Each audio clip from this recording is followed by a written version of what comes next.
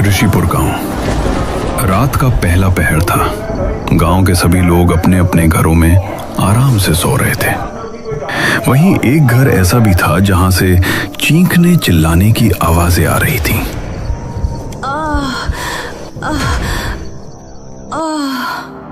महेश उसके पास बैठा है। श्रद्धा और लोकेश भी कमरे में आते हैं।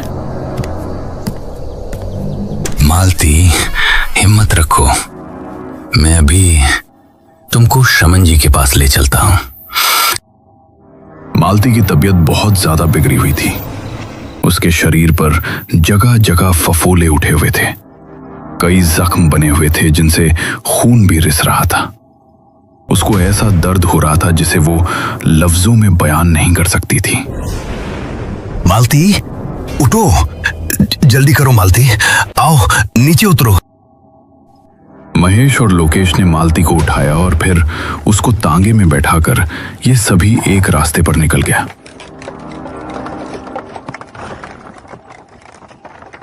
लोकेश और श्रद्धा अपनी मां को इस हालत में देखते हुए बहुत दुखी हो रहे था। काफी देर बाद तांगा एक घर के सामने जाकर रुका।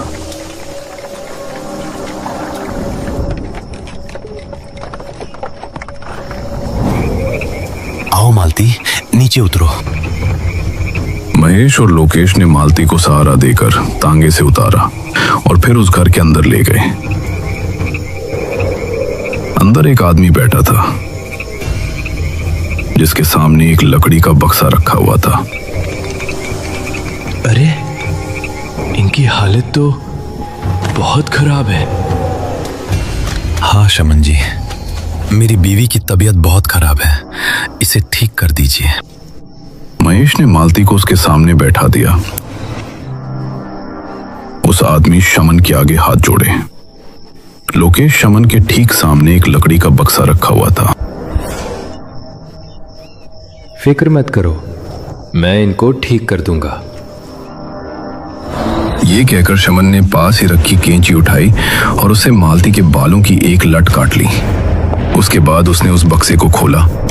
उसके खुलते ही हल्का सा प्रकाश उत्पन्न हुआ। इन सभी ने देखा कि उसके अंदर हरे रंग का एक नग रखा हुआ है। शमन ने उसके आगे हाथ जोड़े और फिर मुंह ही मुंह में मंत्र बुदबुदाने लगा।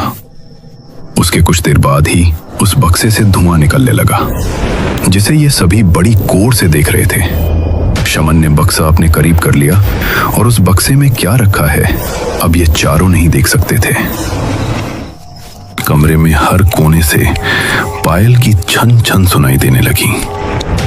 तभी उस बक्से से एक खूबसूरत हाथ थोड़ा सा बाहर आया और शमन ने उस हाथ के अंदर मालती के बालों की लट थमा दी। उसके बाद वो हाथ वापस से अंदर चला गया और फिर बक्सा सामान्य हो गया। अब उसके अंदर फिर से वही हरा नग नजर आ रहा था। वही पायल की आवाज भी बंद हो गई थी। क्योंकि ये चारों बक्से के दूसरी तरफ थे, इसलिए इन्होंने उस हाथ को नहीं देखा था। शमन ने बक्सा बंद कर दिया। तुम्हारा काम हो गया देवी, तुमको जल्द ही ठीक कर देगी। उसी समय नदी के किनारे एक लड़की आकर नृत्य करने लगी। उसने लाल साड़ी कथकली वाली बांधी हुई थी और वो बहुत ही खूबसूरत लग रही थी। अपना हाथ आगे लो। मालती ने अपना हाथ आगे किया तो शमन ने उसका हाथ पकड़कर कुछ मंत्र पढ़े और फूंक मारी। ऐसा करते ही मालती के शरीर पर बने सभी घाव खत्म होने लगे। बहुत ही तेजी के साथ सभी जख्म भर रहे थे और उसका दर्द भी खत्म होता जा रहा था। ये देखकर महेश, लोकेश और श्रद्धा को बहुत हैरानी हो रही थी, लेकिन वो खुश भी थे। आखिरकार मालती बिल्कुल ठीक हो गई। मैं ठीक हो गई जी। शमन जी, आपका बहुत बहुत धन्यवाद। जाओ खुशी खुशी अपने घर पहुंच।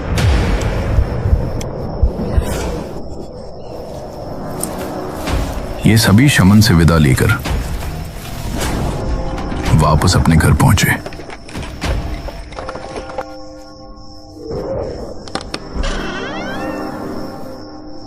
ये अभी सोने के लिए बेड पर जा ही रहे थे कि तभी एक स्वर घर में गूंजा। महेश, अरे ओ महेश, कहाँ है? जल्दी बाहर आ। ये आवाज सुनकर ये चारों घर के बाहर निकले तो सामने गांव का लाला खड़ा था। अरे भाई, 1 महीना पूरा हो गया। जो 20,000 रुपए तूने लिए थे सूद समेत वापस कर दे। लाला जी, अभी मेरे पास पैसे नहीं है। मालती की तबीयत भी खराब हो गई थी। उससे मुझे क्या मतलब? चाहे ये मर भी जाए तो क्या तू पैसे नहीं देगा? ये सुनकर श्रद्धा और लोकेश को बहुत गुस्सा आ रहा था, लेकिन पिता की कर्जदारी की वजह से दोनों खून का घूंट पी गए। मैं कुछ दिनों में दे दूंगा लाला, फिलहाल मेरे पास नहीं है। लाला ने महेश की बहुत बेइज्जती की, जिससे महेश और उसके परिवार को बहुत बुरा लगा और फिर वो परसों के दिन आने की कहकर वहां से चला गया।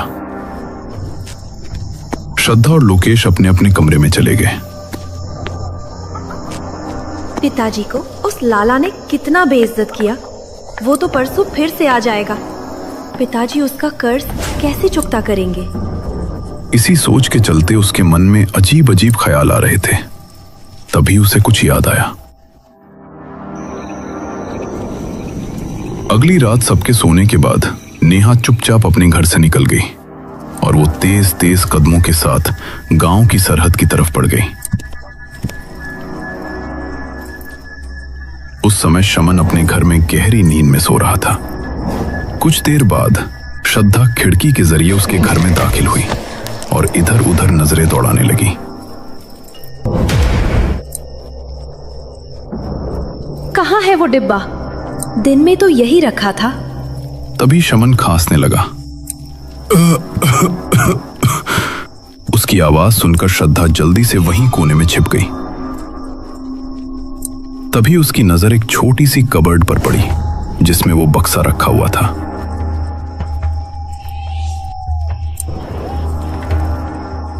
अरे वाह, ये तो वही बक्सा है। शमन अंगड़ाई लेकर वापस से सो गया और तभी श्रद्धा ने उस बक्से को उठाया और खुश होते हुए वहां से निकल गई। अब सारे मसले हल हो जाएंगे। तभी उसे अपने पीछे से पायल की छन छन सुनाई देने लगी। उसने चौंकते हुए पीछे पलटकर देखा तो वहां कोई नहीं था। उसने फिर से आगे कदम बढ़ाए और भागना शुरू किया। उसको अभी भी अपने पीछे से पायल की छन छन सुनाई दे रही थी, लेकिन अब उसने पीछे मुड़कर नहीं देखा। घर आकर वो अपने कमरे में पहुंची और उस बक्से को खोलकर देखा। वाह, ये हीरा तो दिखने में ही बहुत कीमती लगता है। श्रद्धा ने उस बक्से को बंद करके अपनी कबर्ड में रख दिया और फिर बिस्तर पर जाकर लेट गई। अब कल इसे बेचकर पिताजी का सारा कर्ज चुकता कर दूंगी। उसके चेहरे पर एक मुस्कान थी, क्योंकि वो पहली बार अपने पिता के लिए कुछ करने जा रही थी। रात करीब 1 बजे के समय श्रद्धा अपने बेड पर सो रही थी। तभी उसे अजीब सी धम धम धम सुनाई दी और वो चौंकते हुए जाग उठी। उसने देखा कि कबर्ड का दरवाजा खुला हुआ है। ये कैसे खुल गया? वो अपनी जगह से उठी और कबर्ड फिर से बंद कर दी और इस बार उसने कबर्ड के आगे एक कुर्सी भी रख दी थी, जिससे कबर्ड फिर से न खुले, और फिर वापस से जाकर बेड पर लेट गई। अब ये नहीं खुलेगा। उसे सोए हुए अभी 10 मिनट ही हुए थे कि तभी बहुत जोरों का शोर हुआ और वो फिर से चौंकती हुई जाग उठी। सामने का मंजर देखकर उसकी आंखें हैरानी से फट पड़ी। उसने देखा कि कबर्ड फिर से खुली हुई है और जो कुर्सी उसने कबर्ड के दरवाजे पर रखी थी वो सामने दीवार के पास पड़ी टूटी हुई है, जैसे किसी ने उसे उठाकर जोर से दीवार पर देकर मारा हो। ये कैसे खुल गया? उसी समय पड़ोस के गांव में मोहन नाम का आदमी अपने कमरे में पड़ा सो रहा था। तभी उसे पायल की आवाज सुनाई दी। अरे, इतनी रात में कौन नाच रहा है भाई? उसने उठकर देखा तो ये आवाज बाहर से आ रही थी। उसने खिड़की के करीब जाकर देखा तो एक लड़की उसके घर के आंगन में नाच रही थी। अरे, ये कौन है? मोहन कमरे से निकलकर आंगन की तरफ गया और उसने करीब से उस लड़की को देखा। लड़की बहुत खूबसूरत थी और उसका नृत्य भी बहुत अच्छा लग रहा था। बड़ी हैरानी की बात थी कि वहां तबले की आवाज भी सुनाई दे रही थी। कौन हो तुम? किस खुशी में नाच रही हो? इस पर वो लड़की बिना कोई जवाब दिए नाचती रही। तो मोहन उसके करीब गया और उसका हाथ पकड़ लिया। हाथ पकड़ते ही वक्त जैसे थम गया। उसके पैर भी रुक गए और उसका संगीत भी। उससे नजरें मिलते ही मोहन उस पर मोहित होने लगा। तुम तो बहुत खूबसूरत हो। कौन हो तुम? इतना कहते ही उस लड़की के चेहरे पर मुस्कान छलक आई। उसके शरीर की रंगत बदलकर कत्थई होने लगी। उसके नाखून लंबे हो गए और उसकी आंखें लाल लाल चमक उठी। ये देखकर मोहन के दिल में खौफ उतर आया। वो चीखता हुआ वहां से वापस अपने घर के अंदर पहुंचा और अंदर से कमरे की कुंडी लगा ली। उसके बाद वो जैसे ही बेड पर पहुंचने के लिए पलटा तो वो लड़की अपने भयानक रूप में बेड पर ही बैठी हुई थी। मोहन कुछ करता इससे पहले वो लड़की मोहन पर टूट पड़ी और मोहन की चीख पूरे घर में गूंज कर रह गई।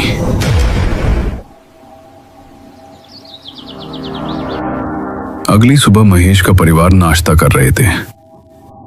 माँ, आपने मामा जी को नहीं बताया कि आपकी तबीयत ठीक हो गई है? अरे हाँ, मैं तो भूल ही गई थी। वो तो बहुत परेशान हो रहा था। हो सकता है आज मिलने भी आए। श्रद्धा ने उसी समय मोहन के घर पर कॉल किया तो वो रिसीव नहीं हुआ। माँ, मामा जी तो कॉल ही नहीं उठा रहे हैं। लगता है वो भुलक्कड़ फिर से अपना फोन कहीं रखकर भूल गया होगा, तभी उसका कॉल नहीं आया। कोई बात नहीं, हम लोग नाश्ते के बाद उससे मिलने उसके घर चलते हैं। हाँ, ये ठीक रहेगा। नाश्ते के बाद ये सभी मोहन के घर पहुंचे।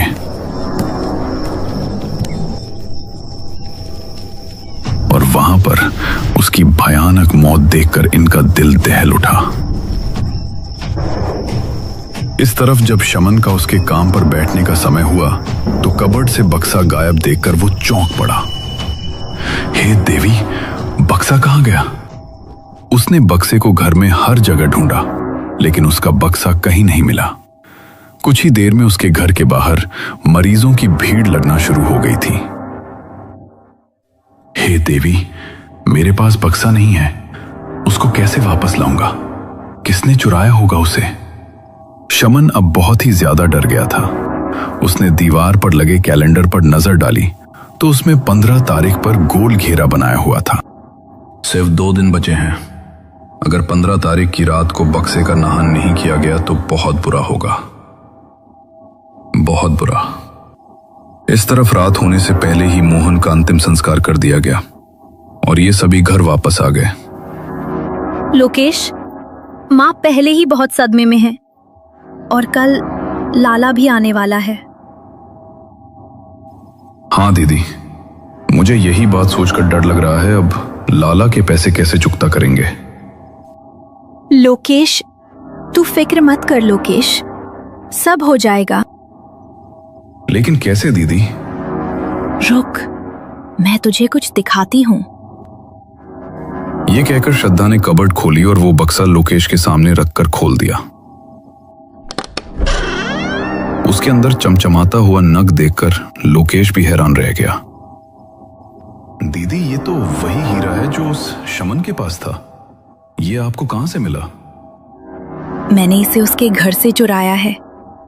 मैंने जो किया है अपने पिता की परेशानी दूर करने के लिए किया है। कल हम दोनों इसे बेचकर लाला के पैसे उसे दे देंगे। लोकेश ये सुनकर आगे कुछ नहीं बोला।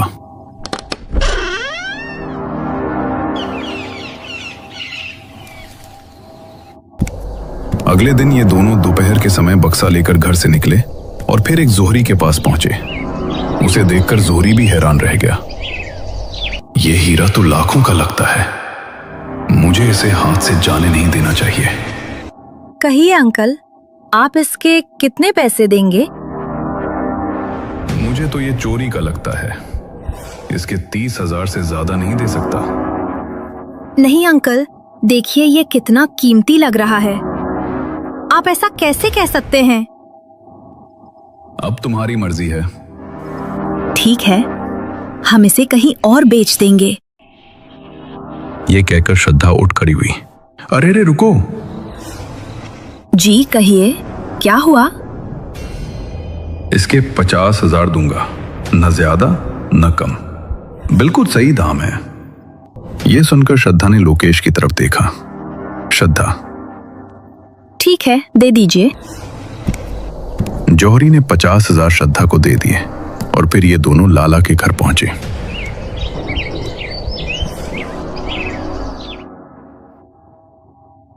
लाला जी, पिताजी ने आपके पैसे भेजे हैं। ये कहते हुए श्रद्धा ने लाला के सामने पैसे बढ़ा दिए। 20,000 रुपए मूल और 4,000 ब्याज, पूरे पैसे हैं। ठीक है, मैं उसका नाम खाते से काट देता हूं। ये सुनकर ये दोनों वहां से निकले और वापस अपने घर पहुंच गए। पिताजी को इस बारे में कुछ नहीं बताना, ठीक है? हाँ दीदी, आप फिक्र मत कीजिए।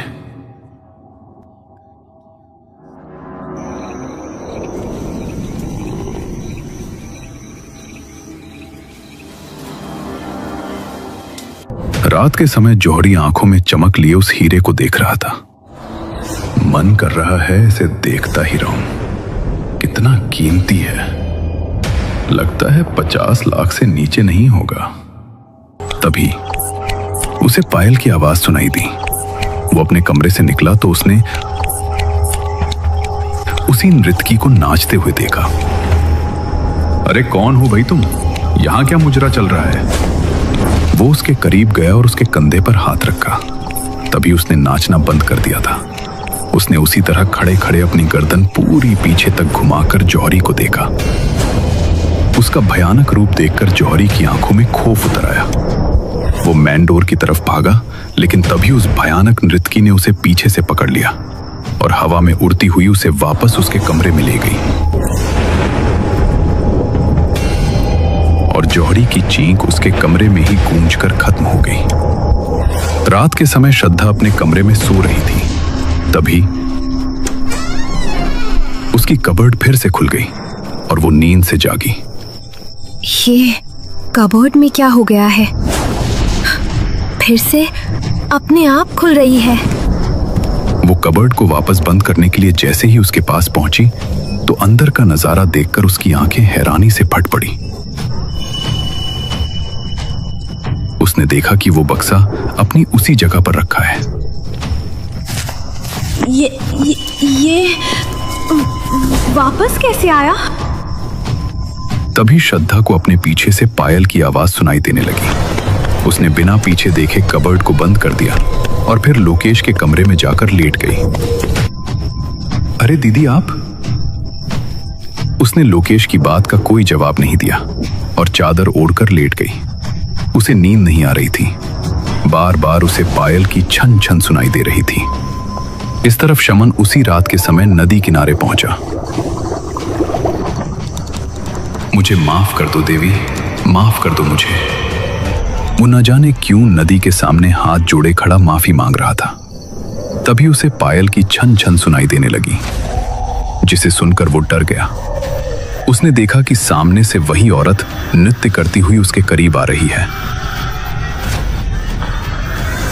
देवी जी, मुझे माफ कर दो, माफ कर दो। तभी उसके शरीर पर फफोले उठने लगे और जख्म होने लगे। वो जमीन पर मचल पड़ा, लेकिन उसके दर्द का ठिकाना नहीं था। वो बुरी तरह से तड़प रहा था। उस भयानक लड़की ने अपनी उंगली उसकी तरफ पॉइंट की और चारों तरफ धुआं फैल गया। सुबह होने पर लोकेश ने श्रद्धा को जगाया। दीदी उठो। उसकी आवाज सुनकर श्रद्धा उठ बैठी। दीदी आप ठीक तो हो? कल रात आपने कुछ बताया नहीं। आप इतना डरी हुई क्यों थी? कल रात जो कुछ भी मैंने देखा सुना, मुझे कुछ समझ नहीं आ रहा था, इसीलिए कुछ नहीं बोला। ऐसा क्या देखा आपने? मेरे साथ चलो। श्रद्धा लोकेश को उसके कमरे में ले गई और उसे कबर्ड खोलकर वो बक्सा दिखाया। लोकेश ने बक्से को खोला तो उसके अंदर अभी भी वो नग रखा हुआ था। अरे ये नग तो हम लोग उस जौहरी को बेच कर आए थे ना, ये यहां कैसे आ गया? हाँ, वही मुझे समझ नहीं आ रहा, ये यहां वापस कैसे आया? दीदी मुझे लगता है आपने इसको चुरा कर बहुत बड़ी गलती की है। दीदी ऐसा करते हैं, इसे फेंक देते हैं। जो चीज बिकने के बाद अपने आप वापस आ गई, तुझे लगता है वो फेंकने से नहीं आएगी? ये भी आप ठीक कह रहे हो। मैं आज ही इस नग को उस शमन को वापस दे आऊंगी। वही इसके बारे में ठीक से जानता है। दोपहर के समय ये दोनों अब शमन के घर पहुंचे तो पाया वहां पर कोई नहीं था। पहले यहाँ पर कितनी भीड़ लगी होती थी, अब तो कोई भी नहीं है। ये अंदर पहुंचे तो वहां कोई नजर नहीं आया। कौन है वहां? कौन है? एक कमरे से शमन की मरी सी आवाज इनको सुनाई दी और ये उस कमरे में पहुंचे और वहां पर शमन की बुरी हालत देखकर ये दोनों हैरान रह गए। वो बेड पर उसी हालत में पड़ा था जो कुछ दिन पहले मालती की थी। शमन अंकल, ये क्या हुआ आपको? मेरे साथ जो होना था हो गया। अगर तुम लोग मदद के लिए आए हो तो मैं बता दूं, मैं अब किसी का इलाज नहीं कर सकता। अंकल, हम लोग इलाज के लिए नहीं आए। तो फिर